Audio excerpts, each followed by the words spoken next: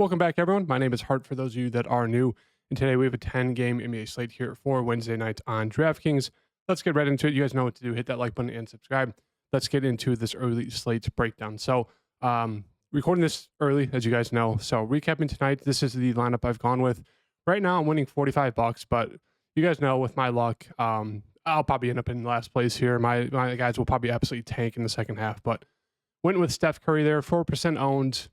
Severely underpriced. If you guys follow me on Twitter, I just tweeted about it. He was doing really well. Had 12 fantasy points in the first quarter. As you can see, 13 fantasy points. He ends the second quarter with 1 fantasy point. 4% owned, 8.6K, severely underpriced. I will never run good. And then obviously with the LeBron news, I went to Austin Reeves, Anthony Davis. They're just struggling to keep the game close. Austin Reeves is doing terrible. So hopefully they pick it up there. Then obviously with Jimmy Butler getting ruled out, I went to Jaime there, Bam, and Highsmith. Highsmith's doing really well in skin. Bam's doing solid. Jaime not doing too well there, 56% owned. And then I was kind of just left with, having to shoot on value. Went with Jose Alvarado. He's doing really good, as you guys can see, 16.5 fantasy points there. Still a little bit of time there in the second quarter. And then I was stuck with going to Kevon Looney, with Trace Jackson Davis getting ruled out. I was hoping they'd use Kevon Looney a little bit more against Bam. And they have. I think he played 11 first half minutes. Didn't do too much there. So hopefully you can pick it up in the second half. But jumping into this 10-game slate here, I'm going to go through this pretty quick just because it's 10 games. I don't want to drag it on. And I'm just frustrated about that Steph bullshit. But moving on to this first game here, Brooklyn versus Washington. Obviously, Washington's a team we always want to attack. The big news right now is that Cam Thomas is questionable here. If he misses, obviously, I think we're going to want to get to at least one or two of these Brooklyn Nets. Pretty much for me, it's going to be Mikal Bridges there and Claxton, and I'd have a lot of interest in Dennis Schroeder there. So all three would be firmly in play for me. And then you could look to a guy like Lonnie Walker, who was I think he was massive chalk here against Toronto. And as you can see, he went for 0 fantasy points. A lot of people got burned there. But a lot of interest here with Brooklyn, just because Washington's a team that absolutely sucks. We always want to attack them because they play no defense. And even if Cam Thomas is back, I really, really like getting to at least one or two of these Brooklyn Nets. Cam Thomas, Mikal Bridges obviously look the best, but Claxton and Schroeder are coming in at great price tags here in a fantastic matchup. So a lot to like here for this first game on the Brooklyn side. Right now, I'll just throw in Claxton and Schroeder, but obviously, depending on that Cam Thomas news, really like Bridges and Cam Thomas as well. Washington side, obviously, if you think the game stays close, Kuzma's going to be a really solid, contrarian spend up. Denny he's just been solid. Like, as you can see, going to play kind of mid-30s minutes, has the ability to go for 50, 40 plus as well. It just has a safe floor right now. So I don't mind if you land on him. It's not like he's coming in at a fantastic price tag, 7.2, price about right for me. Jordan Poole, he's there. Once again, I only like going to him if he comes off the bench, and now he's kind of priced up out of play for me, so I don't have a lot of interest in him. Kispert is fine if you land on him, but right now it's just really going to be Kuzma for me, and that's it. Moving on to Cleveland here versus Charlotte. Obviously, fantastic matchup here for Cleveland. Charlotte's another one of those teams. Obviously, as you guys know, bottom of the barrel, you want to target them. So Garland, Allen, and LeVert all look like very strong plays. Mobley, if he's still on a minutes limit, don't have any interest, but if he's going to be off a minutes limit, or even close to 30 minutes, I do think you can take a shot on him. But yeah, a lot to like here. Obviously, in terms of offense, Garland and LeVert are going to lead it, but we know Allen has massive upside. And if Mobley's there, he's going to be aggressive. And if there's Strus back, it looks like he could be back. It does kind of take a hit to guys like LeVert and Garland. I do think they'll probably move LeVert back to the bench, and then obviously Strus back in the starting lineup. If that happens, I do think your best option would probably be just Garland and Allen for me. Maybe taking a shot on Mobley if he's not on a restricted 25-minute limit. And then I probably wouldn't get to Strus and LeVert if Strus is back. That's kind of my thoughts there. Moving on to Charlotte. For the Charlotte side here, one of the, if not, I think they are the worst offense since the All-Star break. I think they've gone 5 or 6 straight games without scoring 100 points. So there's just not a lot to like here for me, especially going up against Cleveland. They've just been god-awful. So they're just a complete stay away from me. If you're looking to get different, Micic could be a GPP dart throw play. Same thing with, Miller, Bridges. They're there. Poku's getting a little bit of run. So I honestly think Poku would probably be my favorite, especially if this game blows out. Poku's probably going to see some solid run. So I do think Poku is probably my favorite play on the Charlotte side. Golden State versus Orlando. Golden State is playing tonight, so could be a spot where they might rest a guy. Trace Jackson-Davis might be back. Once again, with Golden State, Steph Curry is severely underpriced. Not the best matchup here going against one of the best defensive teams in the Magic here. So Steph, I still think is going to be a fantastic, underpriced, very under-owned play here if you're looking to get different with the spend up. Rest of the team, they're just GPP plays. If you land on them and they do well, you're going to do really well. Otherwise, most of the time, they're not going to do that well, and you're just kind of playing the fire, picking any of them besides Steph. Moving on to Orlando here. Obviously, a pretty solid matchup here. Bronze is kind of severely underpriced here, 6,400. Obviously, doesn't have like a huge ceiling now that Paolo is pretty much the alpha and has kind of been the alpha for the past like 3 months. So once again, I still think Paolo's a very strong spin up, not going to have too much ownership. I do think a lot of people will probably go to Franz. I mean, it's a good matchup. We know he has 30, 35 plus upside. So I don't mind if you land on him. 6.4K does feel really, really cheap for him. Suggs has kind of flashed some upside here. Not that consistent as you can see, but he's he's worth a shot in dart throws, or excuse me, worth a shot in GPPs. Same thing with Wendell Carter, but I really just would focus on the main two guys here once again for Orlando. And if you want to get a little bit risky, Jonathan Isaac's been playing really, really well recently the past month, so he is another very strong value play there who I'm sure will get a decent amount of ownership. Moving on to the Knicks here. They just continue to play their guys, their starters, just massive amount of minutes. So Brunson, Hart, DiVincenzo, and Hartenstein, they all look really, really, really good here. And even McBride, 5.6, doesn't feel great, but just look at the minutes. So it's like, once again, the starting five is all firmly in play. They're all really, really good.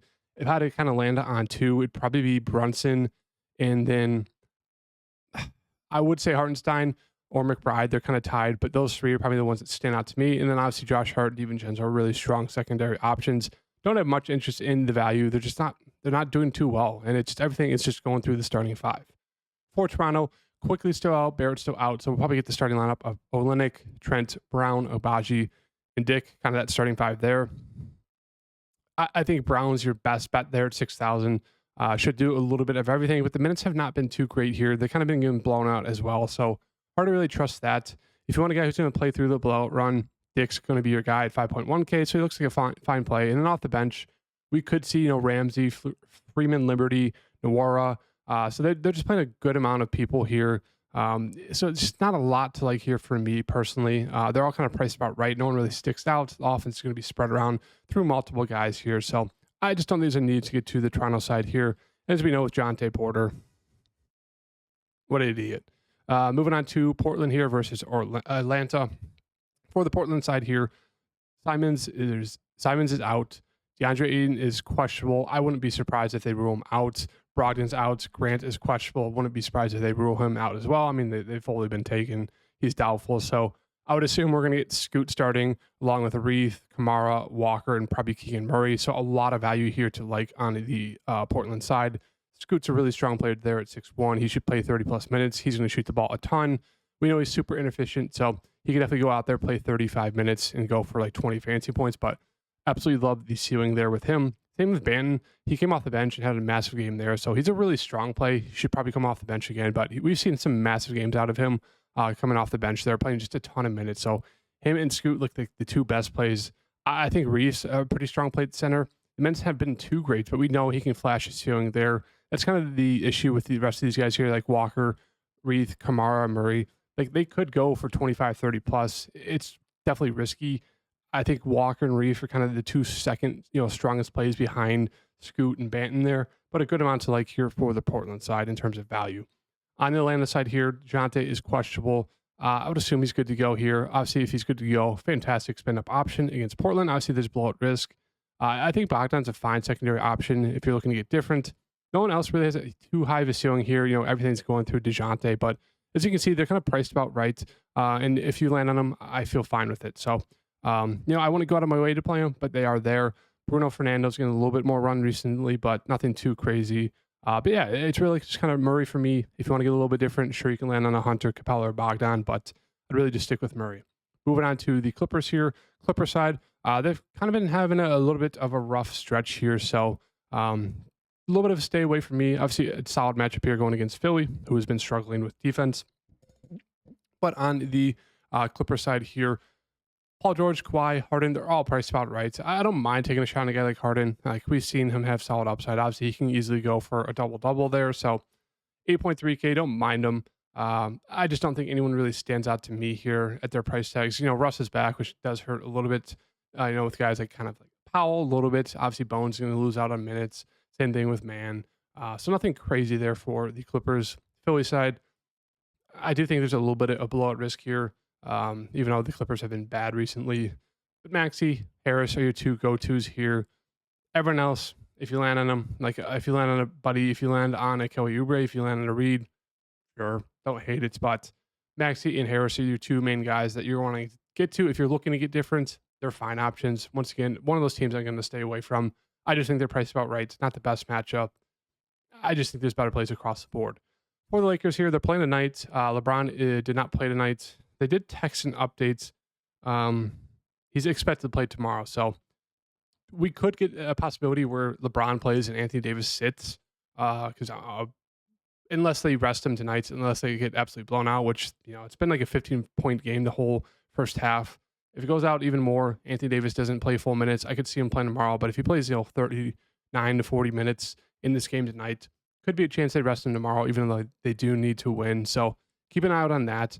But with LeBron back, assuming Anthony Davis is back, it's just really those two for me in this matchup. They look fantastic.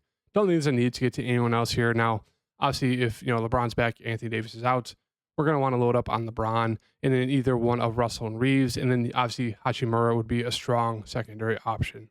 Moving on to Memphis here. Another one of those teams, very hard to trust, but I do really like the upside here for Bane and Jackson Jr. Everything's going to go through them. If you want to get riskier, you could land on GG. He's had solid upside, even playing alongside those two guys. But right now, for me, it's really just going to be Jackson Jr. and Bane. They're coming in at pretty cheap price tags. And if they keep this game competitive, it's going to be because of those two guys. So I do think they're fine plays if you land on them. Going to get, little to none ownership. And we know they both have 40, 50 plus upside easily. So they're going to both probably play 35 minutes in a competitive game and not closer to like 38.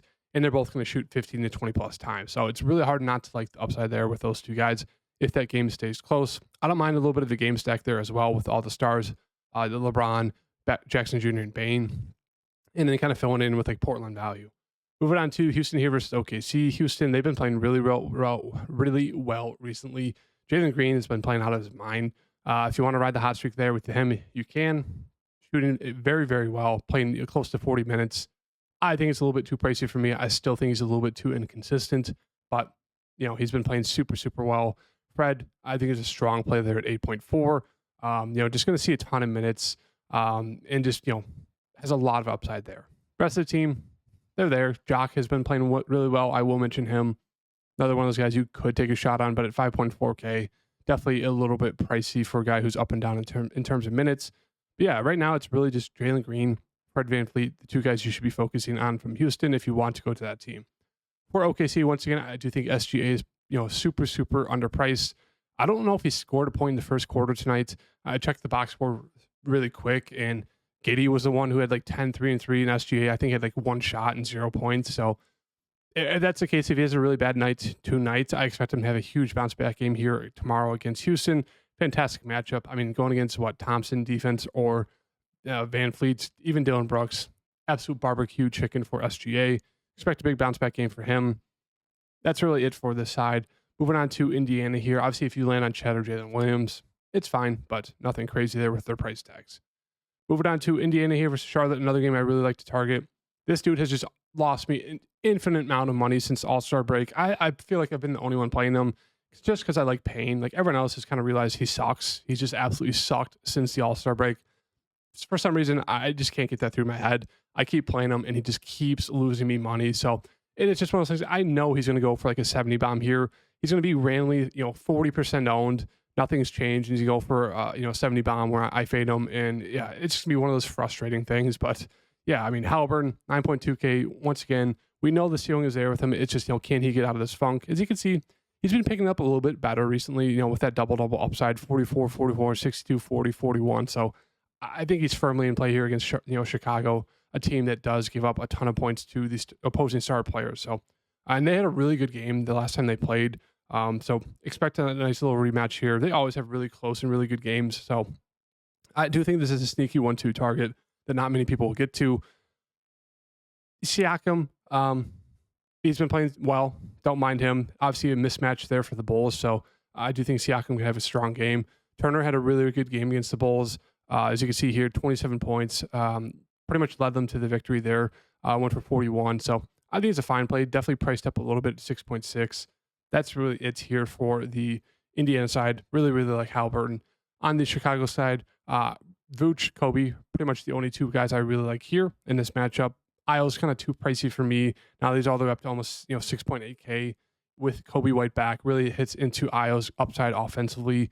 So right now, really just focusing on Kobe, DeRozan look like very, very strong plays there. Kobe's still on a little bit of a minutes limit, but as you can see, the last two games, 36-36. I mean, he's kind of fully back. So definitely too cheap there at 7.2, even though he's very boomer bust. And then Torrey Craig is a fine value. Should play around 20 minutes if you're looking for a cheap value. And then moving on to this last game here. For Detroit, Cade's questionable, Duren's questionable. So it looks like Duren's probable, which is nice. Cade, questionable. Obviously, if Cade misses, I think they started Sasser that last game, and he just didn't too great there. 35 minutes, 36 fantasy points. So obviously, eating my own words, he did fine, did pretty well, especially for his price tag. So once again, if Cade misses, obviously it's the last game, so could be one of those things you kind of wait till we hear the news. But obviously, if Cade misses, Sasser's going to be a really strong play there. If it blows out, he should still see some minutes. I don't mind getting risky with Malachi Flynn. He's done very, very well when there's been no Cade, and he's kind of been the main guy off the bench there at 3.7. So that's definitely a sneaky play in tournaments. Not many people have gone to, but that's only if Cade's out. You could definitely look to him. Now, if Cade's in, I don't have much interest in this team, but obviously if he's out, Ivy's going to be kind of the main guy offensively you want to target, who's been struggling heavily recently. That's really it. It's really just the guards for me, depending on Cade's in. Cade and Ivy are fine if you land on them. If Cade's out, obviously Ivy becomes a really strong play. Same thing with Sasser if he starts. Mitou's been getting a little bit of run here. If he starts, like him. If not, don't like him. And then Flynn, kind of my main target right now, depending on that news. On the Minnesota side, obviously Anthony Edwards is questionable. Same thing with Rudy Gobert. If they're good to go, they're more so just kind of risky secondary options. I mean, I love them, but it's one of those things, can this game stay close enough for them to play full minutes? Obviously, if it blows out, most likely going to be coming from a guy like Anthony Edwards doing really well. Same thing with Gobert, but yeah, they just become kind of secondary options just with that risk, but they should have low ownership, and it's obviously a fantastic matchup. So it's kind of that, juggle there, but they both look great. Naz Reid's a pretty strong secondary option. That's it for me with this team. Not much interest in any of these other guys. McLaughlin, you can make the argument like a dart throw GPP play, but I think it's just a little bit too risky for even that. So that is the breakdown. Lots of obviously a ton of games, 10 games here. Hopefully it's not like Monday night where it's absolute mayhem. Luckily, I didn't play. I took that night off. As you guys saw, no video, but I was following it on Twitter, and it was just absolute insane. It felt like every team, one of the star players on every team got ruled out right before lock, so everyone was freaking out. It was just massive chaos throughout the whole slate. But yeah, a lot to like here for a lot of different teams. I'll have my core plays updated on my Patreon link down below. Maybe some Twitter core plays, or at least early look ones tomorrow. And I'll see you guys next video. Peace.